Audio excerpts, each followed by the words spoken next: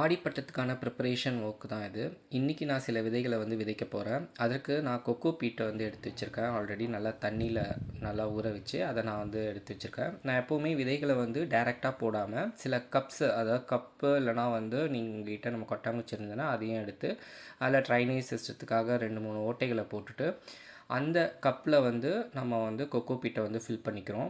Coco peat நல்லா ஈரத்தன்மையை வந்து observe பண்ணி வச்சுக்கும். அது இல்லாமல் நான் எதுக்கு கப் சிஸ்டம் யூஸ் பண்ணுறேன் அப்படின்னா, திடீர்னு நம்மளுக்கு வெயிலோ இல்லை மழையோ அதிகமாகிடுச்சு அப்படின்னா அந்த கப்ஸை நமக்கு தேவையான இடத்துல நம்ம வந்து சேவ் பண்ணிக்கலாம். இன்றைக்கி நான் வந்து கத்திரி விதையிலேருந்து ஸ்டார்ட் பண்ண போகிறேன். ஸோ விதைகளை வந்து ரொம்ப பார்த்து செலக்ட் பண்ணணும். ஸோ விதை தேர்வு ரொம்ப முக்கியம். ஸோ ஒவ்வொரு கப்புக்கும் நான் வந்து 2 விதைகள் நல்ல ஹெல்த்தியான விதையை வந்து எடுத்து ரொம்ப ஆழமாக இல்லாமல் நம்ம விரல் நுனி அளவுக்கு ஆழம் போட்டு அதை வந்து மூடி வச்சிடணும்.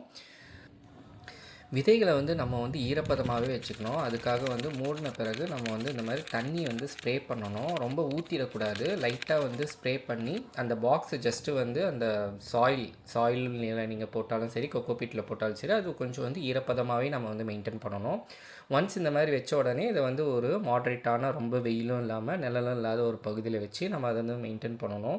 வித்தின் 1 வீக்கில் வந்து பார்த்தோன்னா அதுக்கு வந்து முளைப்பு வர ஆரம்பிச்சிடும். அதுலேருந்து ஒரு 10 டேஸில் வந்து செடிகளாக மாறும். செடிகளாக மாறினது பிறகு நம்ம அதை வந்து மெயின் பார்ட்டு, ஆக்சுவலாக அதை வந்து எந்த பேக்கில், க்ரோ பேக்லேயோ இல்லை நீங்கள் வந்து வேறு எதுனா தொட்டி மாதிரி வச்சுருந்திங்கன்னா அதுக்கு வந்து நம்ம வந்து பிளான்ட் ட்ரான்ஸ்ஃபர்மேஷன் பண்ணிடலாம். அதுக்கான சாயிலாக மோஸ்ட்லி மாட்டு எரு, மணல் ப்ளஸ் கொக்கோ பீட், இதுதான் வந்து மண் கலவையாக வந்து யூஸ் பண்ணுவேன். ஸோ வெண்டை, கத்திரி இதெல்லாம் வந்து வெரி ஈஸி க்ரோயிங் பிளான்ட்டு. இது யார் வேணாலும் ட்ரை பண்ணலாம். கண்டிப்பாக நீங்களும் ட்ரை பண்ணலாம். ட்ரை பண்ணுங்கள். லாஸ்ட் இயர் நான் வந்து இதில் வந்து ஒரு 7 கிலோ கிட்ட கத்திரி மட்டும் எடுத்தேன். இது போல் இன்னும் வேறு எதுனா செடிகள் உங்களுக்கு ட்ரை பண்ணணும்னு இருந்தால் கமெண்ட்ஸில்